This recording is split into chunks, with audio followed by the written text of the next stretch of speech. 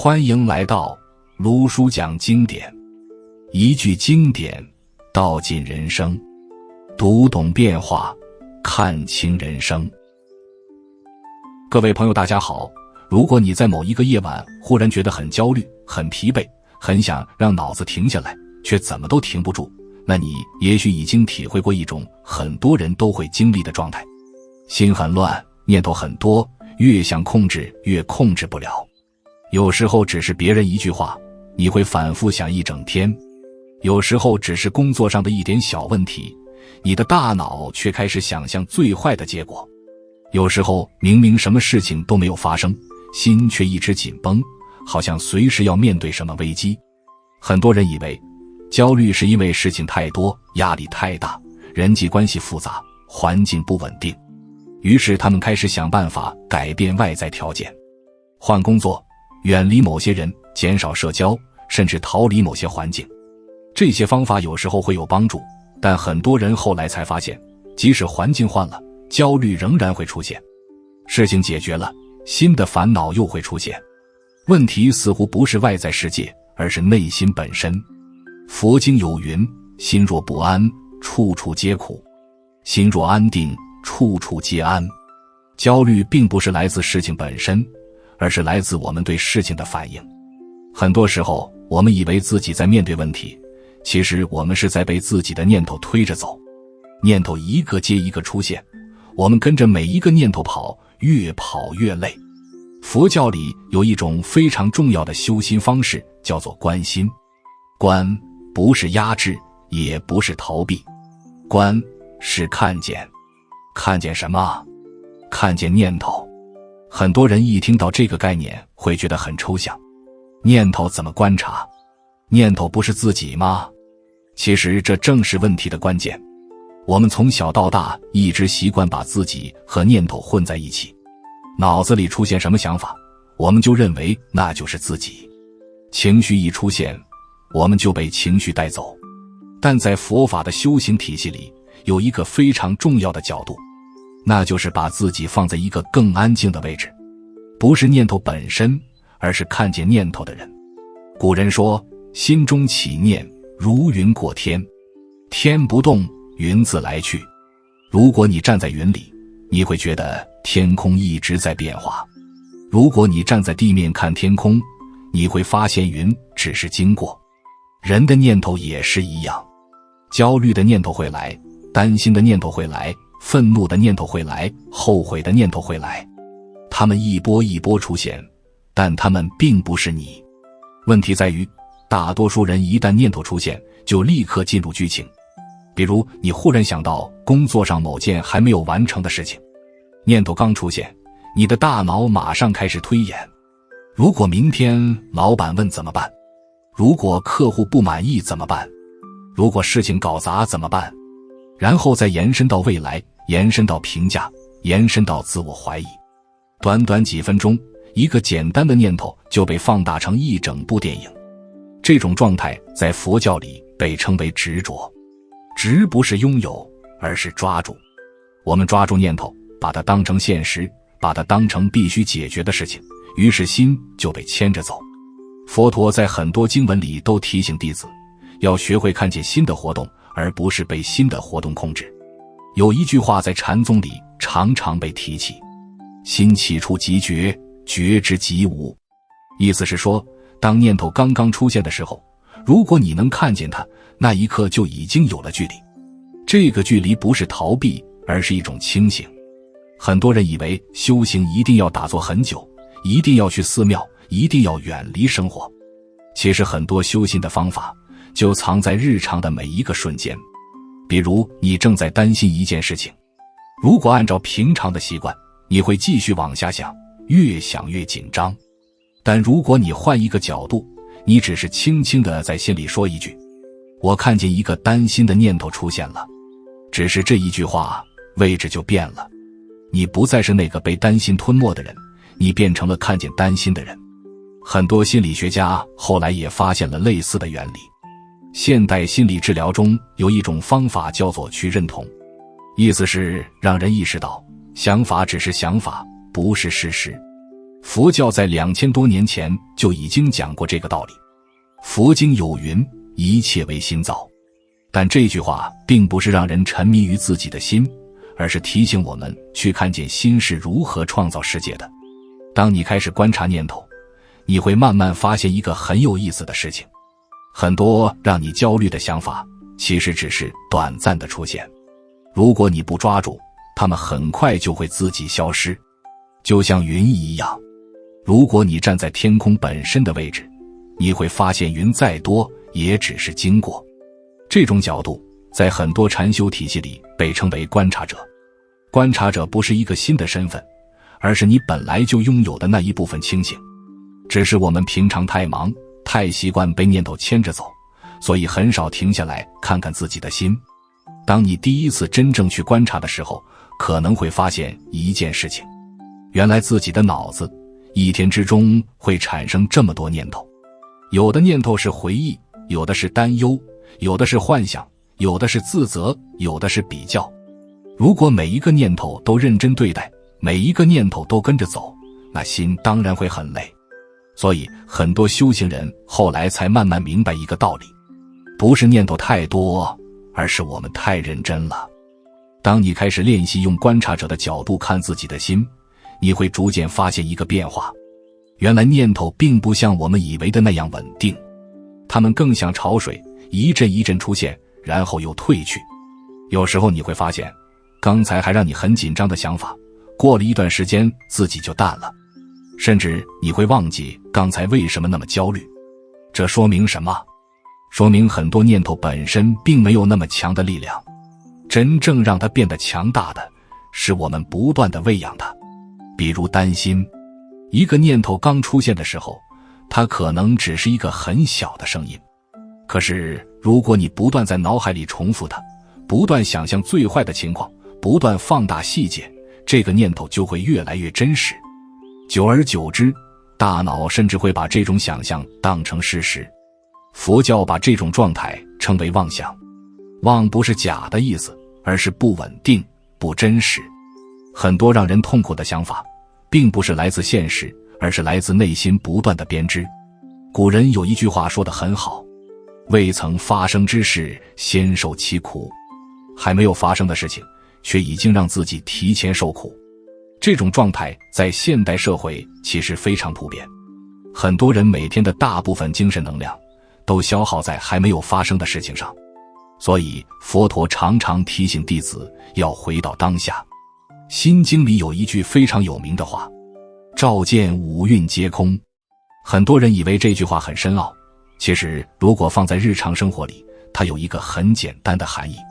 看见，当你能够看见情绪，看见念头，看见身体的反应，你就不会完全被它们吞没。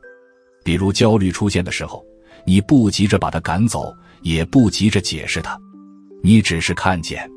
你可以在心里轻轻说一句，现在有一股焦虑的感觉。注意这个角度，不是我很焦虑，而是有焦虑的感觉。只是一个小小的语言变化，位置就不同了。当你说我很焦虑，你和焦虑是合在一起的。当你说有焦虑的感觉，你已经站在旁边。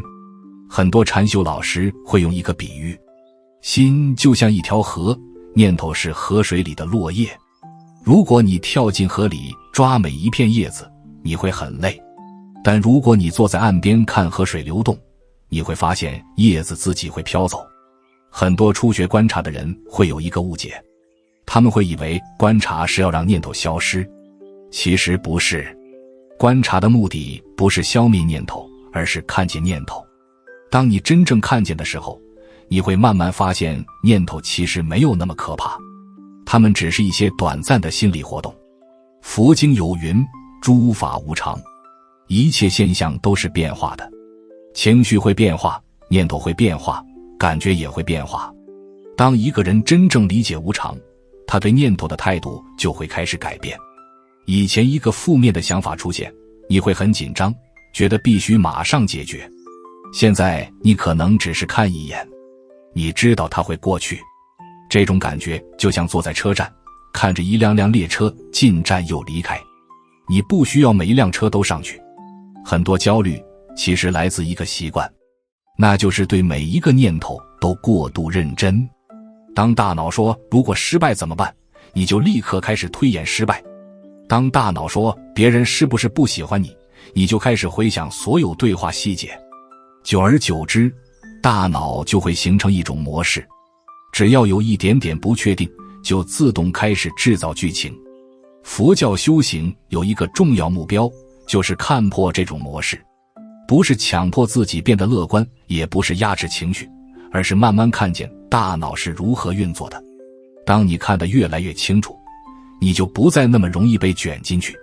就像一个人看电影，如果完全沉浸在剧情里，你会跟着角色哭，跟着角色紧张。但如果你忽然意识到自己是在电影院，你的感觉就会不同。剧情还在继续，但你已经不在里面。观察者的心法就是让我们从剧情里稍微退一步，这一步很小，却非常关键。当一个人真正开始练习观察自己的心，他会慢慢发现另一件事情，很多情绪并不是突然出现的，而是被一连串念头慢慢放大的。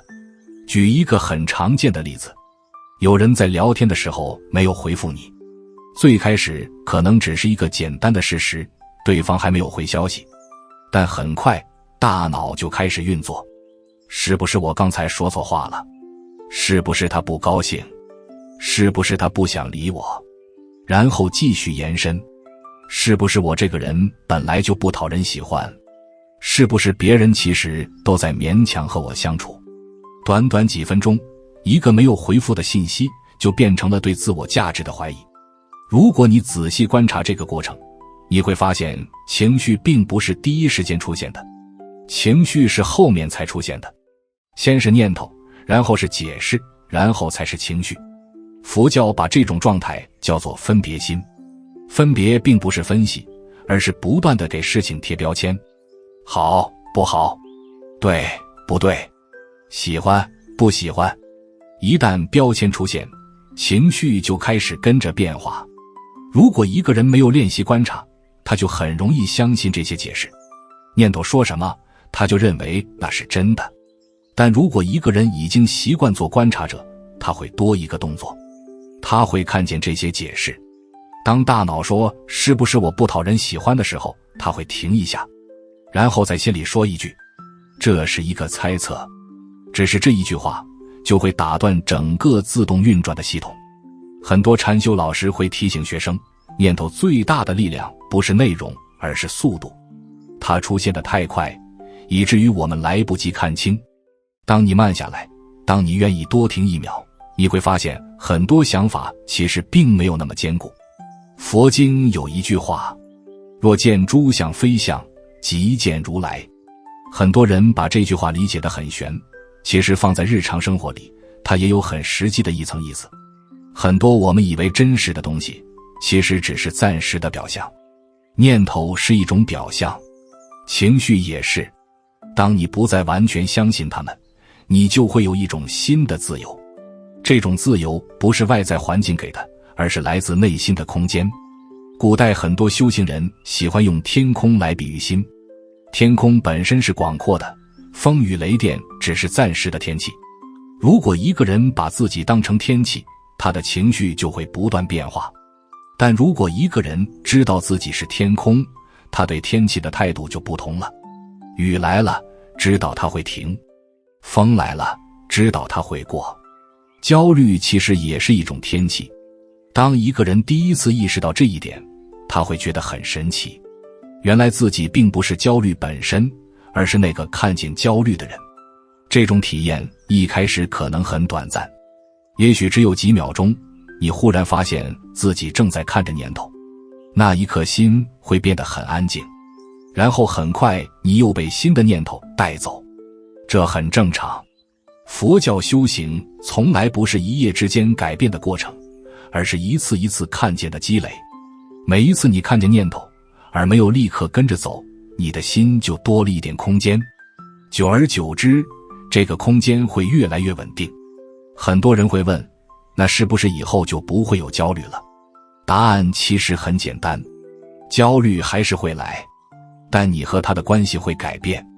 以前焦虑一出现，你就被卷进去，现在焦虑出现，你可以看着它，就像海浪拍在岸边，浪还是会来，但岸不会被带走。当观察者的角度慢慢稳定下来，一个人看世界的方式也会发生改变。以前很多事情都会让人立刻反应，别人一句评价，心里马上起波动，工作上一点不顺利就开始怀疑自己，计划出现变化就整个人焦躁不安。这些反应其实都是自动的，大脑习惯用过去的经验快速判断，于是每一个事件都会触发一连串情绪。但当一个人学会观察，他就会在反应和行动之间多出一点空间，这点空间看起来很小，却能改变很多事情。有一句禅宗的话说得很有意思，念起即觉，觉之即理。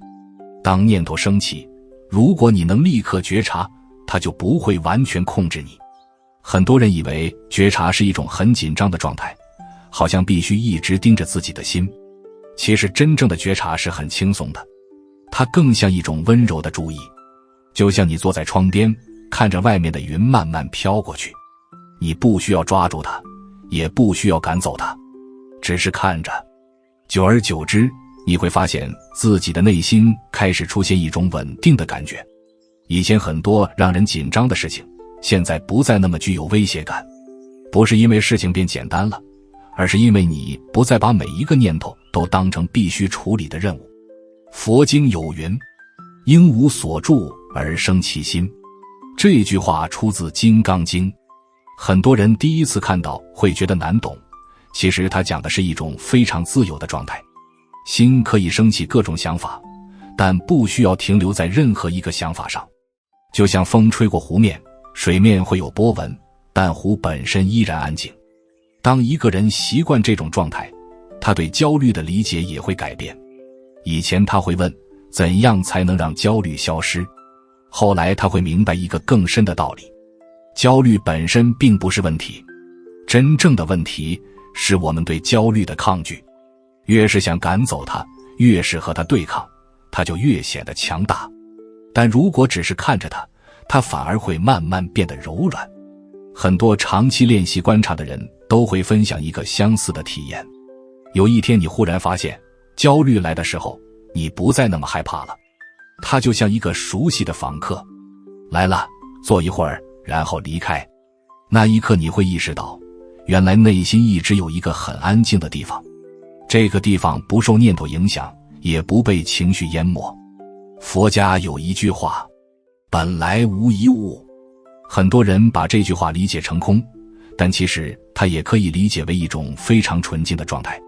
当你不再抓住念头，不再被情绪牵引，心就会慢慢回到这种简单的清明。当然，这不是一条很快的路，有时候你会觉得自己已经看见了很多念头，但第二天又被情绪卷进去。有时候你会觉得自己很平静，但突然一件事情又让你焦躁不安。这些都是正常的，修心从来不是直线。佛陀曾经对弟子说，修行就像磨镜子，不是一下子就亮，而是一点一点把尘埃擦掉。观察者的心法其实就是在做同样的事情，你不是在改变世界，也不是在强迫自己变成某种样子，你只是慢慢学会看见自己的心。当看见越来越清楚，很多困住我们的东西就会自然松开。有时候你甚至不需要刻意做什么，只是安静地坐一会儿，看着念头来来去去，你就会发现心慢慢变得宽阔。焦虑还会出现，但它已经不再占据整个世界。生活也许仍然忙碌，人际关系仍然复杂，未来仍然充满未知，但在这些变化之中，你已经找到一个可以停留的地方，那就是觉察本身。当一个人拥有这种能力，他就不再完全依赖外在条件才能平静。无论环境如何变化，心里始终有一个位置，可以安静地看着一切发生。很多人以为自由来自选择，其实更深的自由来自看见。当你看见念头，你就不会被念头束缚；当你看见情绪，你就不会被情绪淹没。慢慢的，你会发现一个非常简单却又非常深刻的事实：原来真正的自己从来都不是那些来来去去的念头，而是那个一直在看的人。当你想起这一点的时候，焦虑往往已经悄悄地退到一旁，心也会重新回到一种安静而宽广的状态。这也许就是很多佛家修行人常说的那句话：心若安住，处处皆安。如果这一集对你有所提醒，欢迎订阅卢叔讲经典，并开启小铃铛，让经典的话在你需要的时候再次出现。用经典照见人心，用时间验证智慧。我们下节课再见。